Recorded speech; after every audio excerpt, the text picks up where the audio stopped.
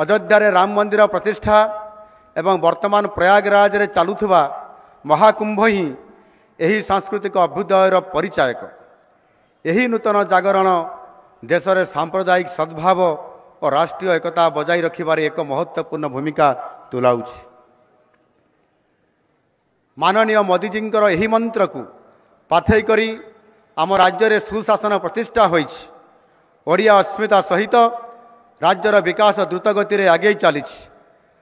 7 मास तले जो आशा आकांक्षा सहित राज्यवासी आम उपर भरोसा करी शासन करने को सुजोग देइछन्ति ताकू पूरण करने पाई गोटे मुहूर्त मध्य आम सरकार विलंब करि नथिले।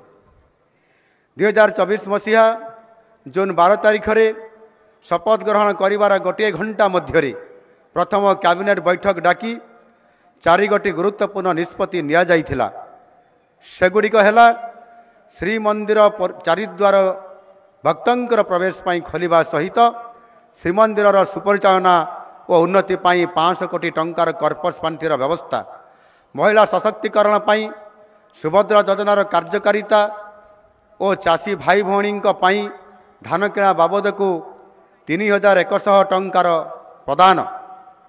से दिन ठारू आम सरकार राज्यर विकास पाई अनवरत कार्य करी चलिछन्ति एवं यार सुफल राज्यवासी पाउछन्ति।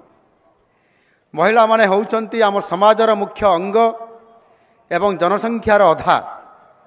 सुभद्रा योजना रे राज्यर 1 कोटी अधिक माँ मान को वार्षिक 10,000 टंका लेखाएं 5 वर्ष पाई प्रदान करने कार्यक्रम आरंभ करा जाइछि। आज सुधा 80 लाख अधिक महिला हिताधिकारी माने प्रथम किस्ती टंका पाई सारिले। अवशिष्ट योग्य महिला हिताधिकारी माने आसंता किछि दिन मध्य पाइजिबे। पुनर्बार मार्च 8 तारिख महिला दिवस अवसर रे द्वितीय किस्ती पाइबे।